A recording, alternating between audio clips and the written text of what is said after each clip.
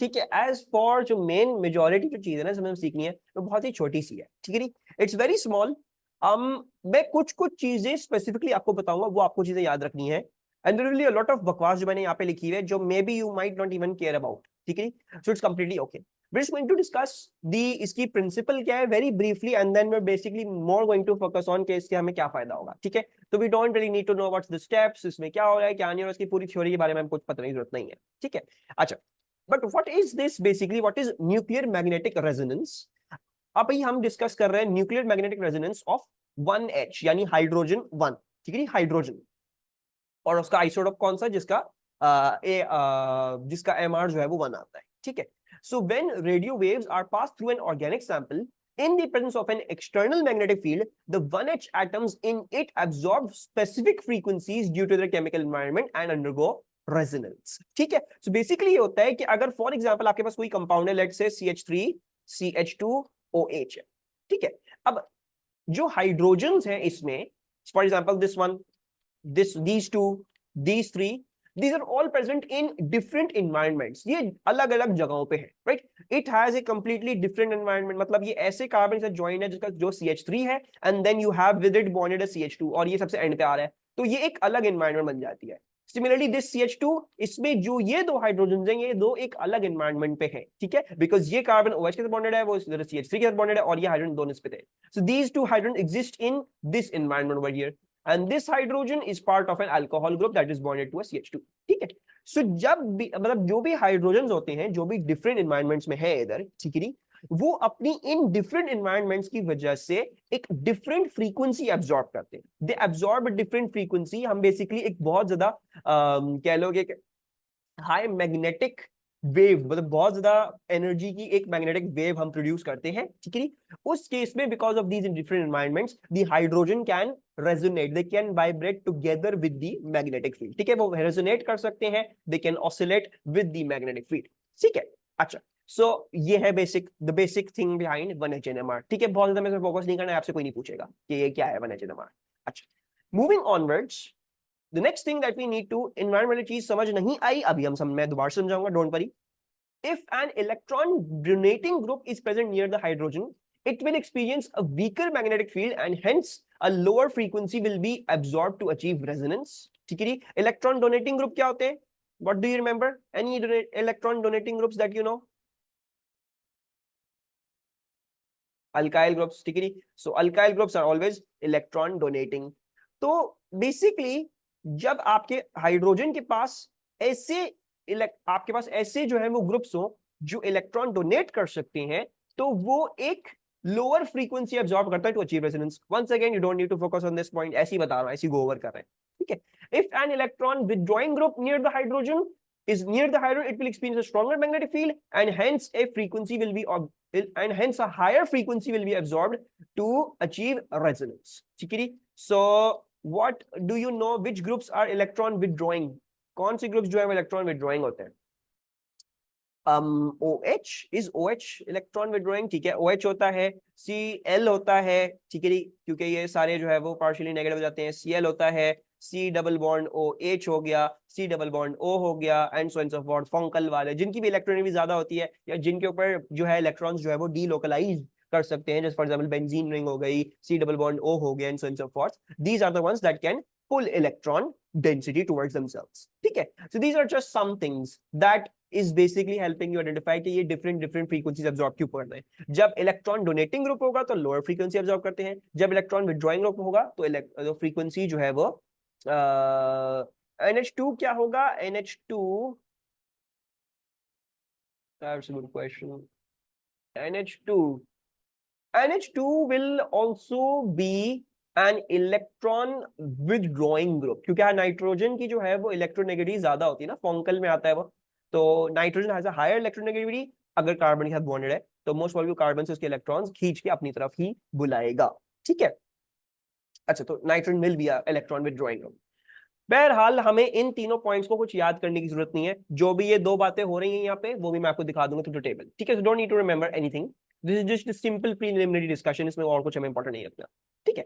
अच्छा, now this is now what is important, the frequency of radio waves absorbed is typically around 100 megahertz, while the difference in frequencies absorbed by the hydrogen in different chemical environments is around 100 hertz. ठीक है, मतलब ये जो frequency जो absorb करते हैं वो तकरीबन होती है 100 मेगाहर्ट्ज में, लेकिन बिटवीन ईच एनवायरनमेंट डिफरेंस क्या होता है, बिटवीन ईच एनवायरनमेंट की फ्रीक्वेंसी जो एब्जॉर्ब कर रहे हैं उनके बीच में डिफरेंस सिर्फ अराउंड 100 हर्ट्ज का होता है, ठीक है। And you would agree with me कि फॉर एग्जांपल अगर आपके पास क्या लिखा हुआ है 1 2 3 4 5 6 100,000 हर्ट्ज है और आपको ये डिफर करना है कि 100,000 आपने इन दोनों क्वांटिटीज को डिफर करना है, ठीक है। सबसे पहले तो इतनी बड़ी है ये, फिर उसमें से मजीद अगर सिर्फ 1 2 3 4 5 6 7 सातवीं एक्सपोनेंट तक जाके जो है वो चीज चेंज कर रही है, सातवीं डेसिमल।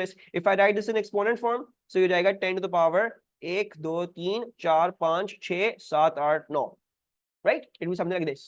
यू कैन सी कि इन दोनों क्वांटिटीज के बीच में, इसके बीच में और इसके बीच में डिफरेंशिएट करना बड़ा मुश्किल हो जाएगा, और यही सबसे बड़ा मसला होता है 1H NMR का। 1H NMR का सबसे बड़ा मसला यही है कि एब्जॉर्ब तो करते हैं वो हाइड्रोजन डिफरेंट फ्रीक्वेंसीज, लेकिन सबसे बड़ा मसला ये, सबसे पहले तो 100 मेगाहर्ट्ज की रेंज में एब्जॉर्ब करते हैं, फिर मसला क्या है उनके बीच में डिफरेंसेस भी कितने आते हैं, सिर्फ 100 हर्ट्ज के आते हैं। This is very hard to notice. 100 megahertz में 100 हर्ट्ज का डिफरेंस देखना बहुत ज्यादा मुश्किल हो जाता है, इट्स ऑलमोस्ट नेग्लिजिबल, ठीक है। So we need to overcome this problem. This problem is overcome through TMS. TMS is tetramethyl silane. इसकी मदद से हम क्या करते हैं, इस TMS क्या होता है, टेट्रामीथाइल साइलेन होता है। टेट्रामीथाइल साइलेन हैज दिस स्ट्रक्चर। सिलिकॉन के साथ चार तरफ क्या होते हैं, मीथाइल ग्रुप्स प्रेजेंट होते हैं। हम जो भी फ्रीक्वेंसी फिर क्या करेंगे, नोट करेंगे, जो भी हम ऑब्जर्व करेंगे फ्रीक्वेंसी अपने ऑर्गेनिक सैंपल में, वो जो है वो इसके रिलेटिव हो, मतलब हम relative to it we will observe the frequencies, ठीक है। सो बेसिकली अब जो वो 100 हर्ट्ज का भी जो डिफरेंस होगा वो भी एम्पलीफाई होके हमें साफ साफ दिखने लगेगा कि क्या आ रहा है, ठीक है। So instead of differentiating this and this we will differentiate them by making them relative to this compound.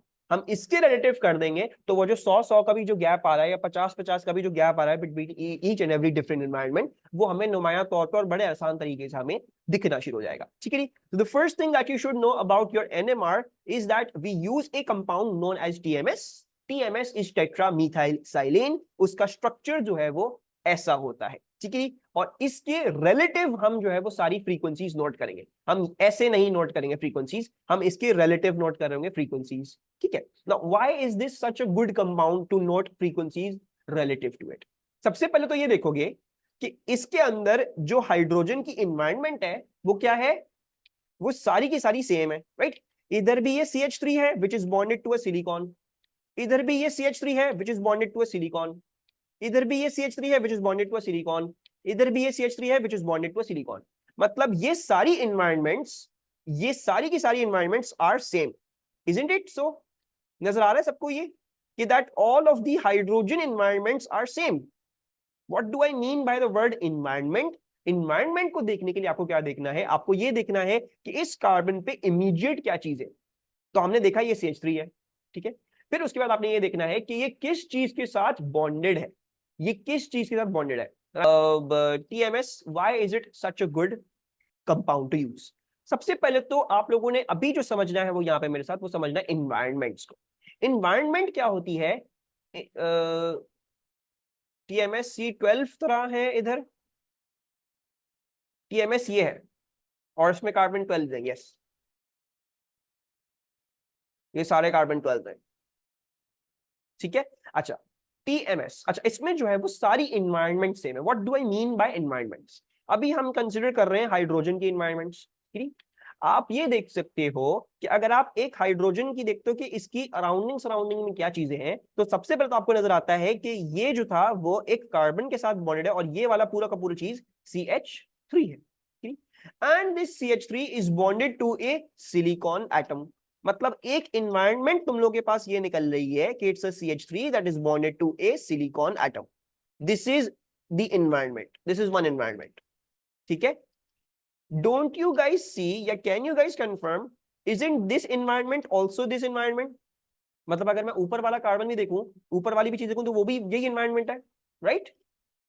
Can everyone see this? Can everyone see that all of these environments are actually the same environment? They are absolutely not different. ये सारी की सारी एक ही environment है, सारे के सारे CH3 हैं और सारे के सारे जो है वो सिलिकॉन के साथ बॉन्ड कर रहे हैं, ठीक है जी। एनवायरनमेंट से क्या मतलब? एनवायरनमेंट से मतलब ये कि वो जो चीज है और वो किस किस चीजों के साथ बॉन्डेड है वो सब चीजें सेम हो, दैट इज एन एनवायरनमेंट, ठीक है जी। मतलब बेसिकली एनवायरनमेंट क्या है, उसके आसपास की उस आस पड़ोस की चीजें क्या है, वो क्या चीज है, उस चीज का खुद का स्ट्रक्चर क्या है, उसके आसपास क्या चीज है। So in this case an environment, तो नहीं हमारा वाला एनवायरनमेंट नहीं होगा एग्जैक्टली, आपका वाला एनवायरनमेंट नहीं है। So basically in this case the environment is hydrogen की एक एनवायरनमेंट आ रही है जो CH3 के साथ जुड़ा हुआ है and that is then bonded to a silicon. ये एक एनवायरनमेंट कहलाएगी, ठीक है जी। मतलब जहां पे वो हाइड्रोजन प्रेजेंट था और उसके आसपास अड़ोस पड़ोस में और कौन से ग्रुप से बॉन्डेड थे टू दैट कार्बन, ठीक है। So we can all see that TMS is a compound that has got all same environments, ठीक है। इसके पास सारी की सारी environments जो होती हैं वो सेम होती है, राइट। सो उसकी वजह से क्या होता है, ये सिर्फ एक स्ट्रॉन्ग एब्जॉर्प्शन देता है क्योंकि इसके सारे हाइड्रोजन एक ही जैसे हैं, because all of the hydrogen are the same, so they shall all resonate in only one specific frequency. तो ये एक काफी स्ट्रॉन्ग नोटिसेबल एब्जॉर्प्शन देता है ऑफ दैट फ्रीक्वेंसी, एक ही फ्रीक्वेंसी में बहुत ज्यादा स्ट्रॉन्ग एब्जॉर्प्शन देता है, ठीक है जी। तो फर्दर अगर आप किसी चीज के साथ टेस्ट कर रहे हो तो ये कंफ्यूज नहीं करेगा आपको क्योंकि ये एक बड़ी स्ट्रॉन्ग नोटिसेबल एब्जॉर्प्शन देगा, आप देख के पहचान जाओगे ठीक है TMS की है। This shall be very very clear to you, आपको बहुत आसानी से क्लियर हो जाएगा कि ये वाली एब्जॉर्प्शन TMS की है क्योंकि ये सबसे स्ट्रॉन्ग होगी और बहुत ज्यादा नोटिसेबल होगी क्योंकि इसके पास 12 हाइड्रोजन हैं जो सारे के सारे सिमिलर एनवायरनमेंट्स में एग्जिस्ट करते हैं, ठीक है। So one of the plus factors for using TMS is this. The second plus factor for TMS is TMS absorbs in a frequency that does not coincide with the frequencies our organic compound will absorb। अब for example आप जो है वो देखना चाह रहे थे CH3 CH2OH की HNMR, आप इसकी जो है वो हाइड्रोजन सॉरी आप इसकी न्यूक्लियर मैग्नेटिक रेजोनेंस करना चाह रहे हो, इसकी HNMR करना चाह रहे हो, ठीक है। अब अगर आप इसकी मदद से करते हो यानी आप TMS की मदद से करते हो तो TMS इसकी रेंज में एब्जॉर्ब नहीं करेगा। तो फॉर एग्जांपल लेट्स से अगर ये 2 to 3 हर्ट्ज की रेंज में एब्जॉर्ब कर रहा है फॉर एग्जांपल, तो TMS will absorb somewhere in the range of 10 hertz, ठीक है। मतलब हमेशा फर्क होगा इसकी एब्जॉर्प्शन में और जो भी ऑर्गेनिक कंपाउंड आप टेस्ट करना चाह रहे हो। वंस अगेन वो सारी जो कंफ्यूजन का पहलू है कि भाई TMS की हमें जो है वो गलत रीडिंग ना मिल जाए, हमें TMS की जो है वो गलत रीडिंग ना मिल जाए, हमें जो है वो मतलब TMS की कोई रीडिंग हमारे ऑर्गेनिक सैंपल के साथ गलत कंफ्यूजिंग रीडिंग ना दे दे, तो ऐसी कोई इसमें कहानी नहीं है। इसमें सारे के सारे 12 हाइड्रोजन्स एक ही एनवायरनमेंट में है, मतलब स्ट्रॉन्ग नोटिसेबल एब्जॉर्प्शन होती है। दूसरी वो एब्जॉर्प्शन ऐसी फ्रीक्वेंसी में होती है जो आपको कंफ्यूजिंग रीडिंग नहीं दे सकती बाकी हाइड्रोजन के साथ जो आपके ऑर्गेनिक सैंपल में, ठीक है। Now the last thing is that it is a chemically inert species। अब आप अल्कोहल डाल दो, कार्बोक्सिलिक एसिड डाल दो, हाइड्रोजन गैस डाल दो, जो दिल चाह रहा है आपने इसके अंदर डाल दो, इसके साथ जो चीज आपने मिला दी ये कभी भी उसके साथ रिएक्ट नहीं करेगा, ये केमिकली इनर्ट है और हमें यही करना है भाई, अगर रिएक्ट करेगा तो कोई और चीज ही बन जाएगी तो फिर तो सारी हमारी कहानी ही खराब हो जाएगी, ठीक है। Are you getting these 3 pointers?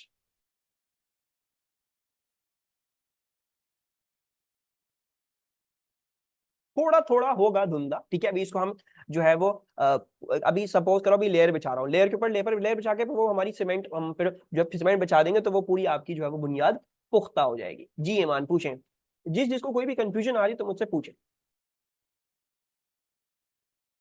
I don't get how it helps us differentiate TMS, ठीक है।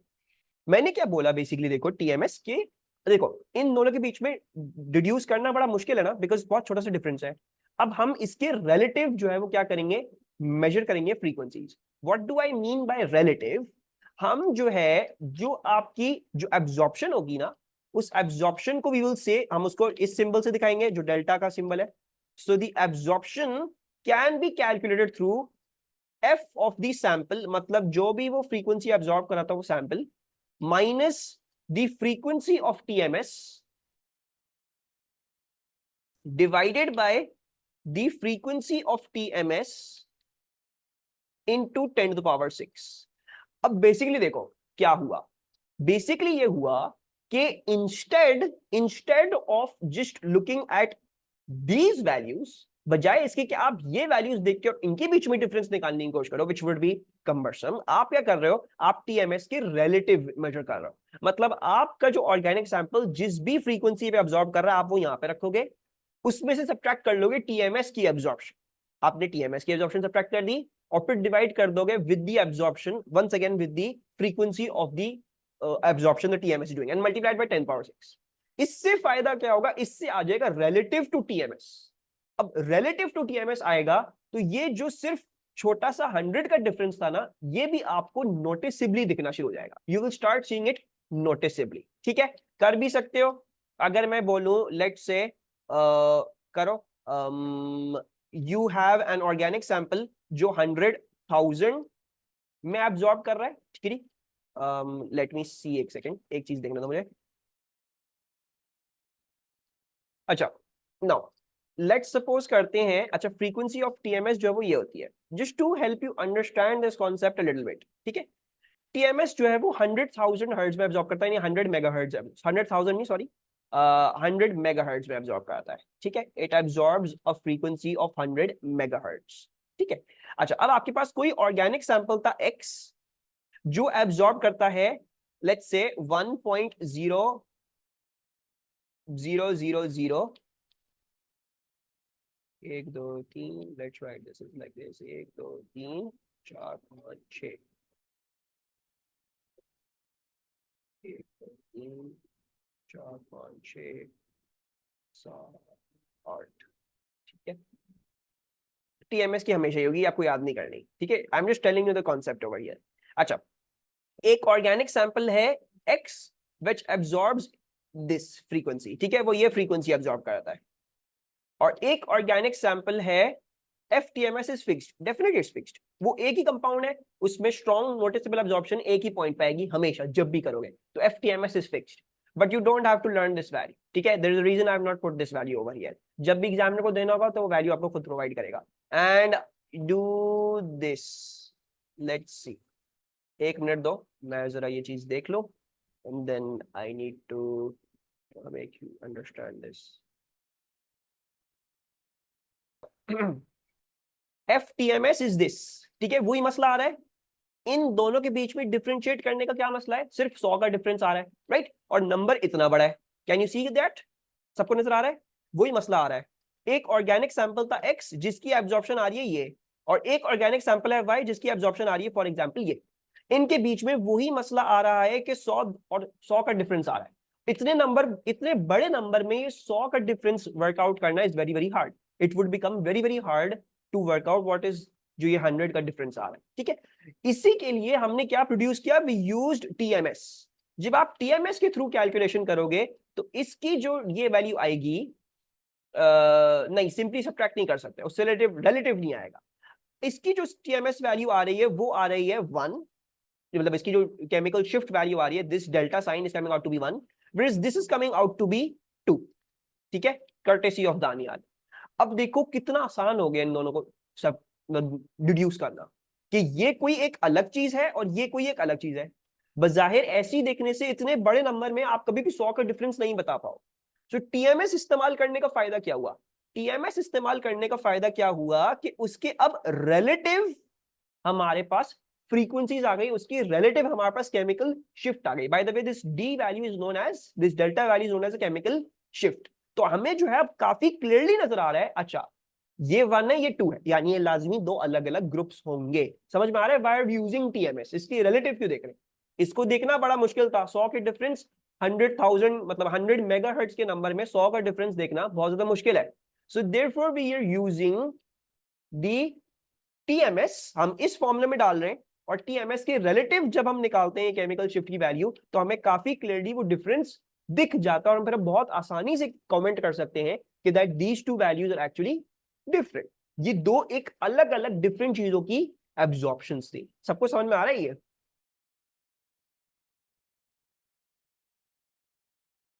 यस, 24.1 24.7 के बीच में डिफरेंशिएट कर, is this clear to everyone?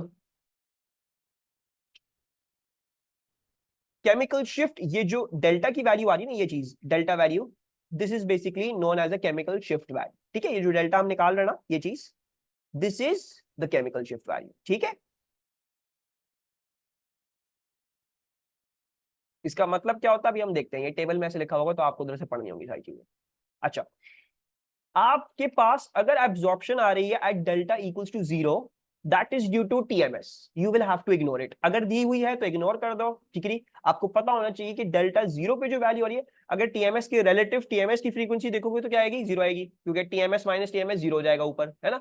So delta 0 वाली जो एब्जॉर्प्शन है वो टीएमएस की ही होगी अगर एग्जामिनर ने दी हुई है। तो अपने आप को कंफ्यूज नहीं कर देना, ये मत सोचने बैठ जाना कि 0 किसकी एब्जॉर्प्शन है, 0 टीएमएस की एब्जॉर्प्शन है, ठीक है। अच्छा, one more thing that you need to understand over here is there is another big problem over here. You will not be using water or ethanol as a solvent in this case. आप पानी या ethanol नहीं इस्तेमाल करोगे as a solvent. The reason being because पानी और ethanol में भी अपने हाइड्रोजन हैं, ठीक है, and they could give you confusing absorptions जो आपके असली में जो आप देखना चाह रहे थे उसको मैसअप कर दें, राइट। सो आई नो सो वो जो आपकी असली एब्जॉर्प्शन थी उसको मैसअप कर दे जो आप देखना चाह रहे थे, ठीक है। So in this case we can not use an H2O और an ethanol as the solvent. हमें इस्तेमाल करना पड़ता है एक deuterated solvent. What's a deuterated solvent? Deuterated solvent what we usually use is CdCl3। ये क्या होता है? ये होता है deuterated solvent which contains, what does it contain? It contains D. D क्या होता है? D is an isotope of hydrogen. D जो होता है वो ड्यूटीरियम है, वो हाइड्रोजन का ही एक आइसोटोप है, ठीक है। But since this is a fundamentally different isotope to the spectrum जिसकी हम देखना चाह रहे हैं, एनएमआर करना चाह रहे हैं, मन की एनएमआर करना चाह रहे हैं, क्योंकि अब हम एक ऐसा सॉल्वेंट अब इस्तेमाल कर रहे हैं, what are we using the solvent for? Romesa. पानी और इथेनॉल इस्तेमाल करोगे तो पानी और इथेनॉल में 1H होगा, राइट रोमेसा? पानी और इथेनॉल में भी अपने अपने हाइड्रोजन तो होंगे ना। तो रोमेसा तुम्हारा तो पूरा पर्पस ही डिफीट हो गया। तुम तो ये देखना चाह रहे थे ना तुम्हारे ऑर्गेनिक सैंपल में कितने H थे और उनकी एब्जॉर्प्शंस क्या आ रही हैं। मसला क्या होगा, पानी और इथेनॉल की भी H एब्जॉर्प्शन देना शुरू कर देंगे तो तुम तो कंफ्यूज रहोगे किसकी एब्जॉर्प्शन क्या है, गलत गलत एब्जॉर्प्शन आना शुरू हो जाएंगी, राइट? Isn't that so? ऐसा ही होगा। तो रोमेसा इस प्रॉब्लम को भी हटाने के लिए we are using a solvent which is known as CdCl3। CdCl3 is a deuterated solvent, ठीक है। इसमें क्या होता है, हाइड्रोजन 1H हाइड्रोजन होने के बजाय 2H वाला हाइड्रोजन है, यानी हाइड्रोजन का दूसरा वाला आइसोटोप है which is known as deuterium, जब इसको बोलते हैं ड्यूटरेटेड सॉल्वेंट। इसकी वजह से क्या होगा, अब ये जो D है ये कोई भी ऐसी एब्जॉर्प्शन नहीं देगा which will coincide in your organic compounds की, ऑर्गेनिक कंपाउंड की जो भी एब्जॉर्प्शन होगी उससे कोई कंफ्यूजिंग नहीं देगा, बिकॉज ये फंडामेंटली एक D है, दिस इज 2H1, ठीक है। अच्छा, और H रखना क्यों जरूरी था? ताकि हाइड्रोजन बॉन्डिंग हो सके, you need hydrogen bonding still, ठीक है। You want it to have a similar kind of property to water and ethanol ताकि चीजें डिसॉल्व कर सके। So therefore, what we have to do, we cannot use H2O or ethanol. We have to use a solvent. A solvent हम usually जो इस्तेमाल करते हैं वो CdCl3 होता है। This is known as a deuterated solvent, जिसमें हाइड्रोजन को हम हटा के 2H1 वाला हाइड्रोजन डाल देते हैं, यानी ड्यूटीरियम डाल देते हैं। अब वो केमिकल प्रॉपर्टी सारी सेम रखता है, सोल्यूबिलिटी भी उसकी सारी सेम होती है, बस फर्क क्या होता है, वो उस रेंज में एब्जॉर्ब नहीं करता जिसमें आपके ऑर्गेनिक सैंपल के हाइड्रोजन एब्जॉर्ब कर रहे होंगे। तो फिर आपने वो भी प्रॉब्लम, जो प्रॉब्लम थी इथेनॉल और H2O की फॉल्टी रीडिंग्स आने की जो प्रॉब्लम थी, वो भी आपने हटा दी, कि ये भी हमने सब कुछ खत्म कर दिया, ठीक है। Is this clear to everyone?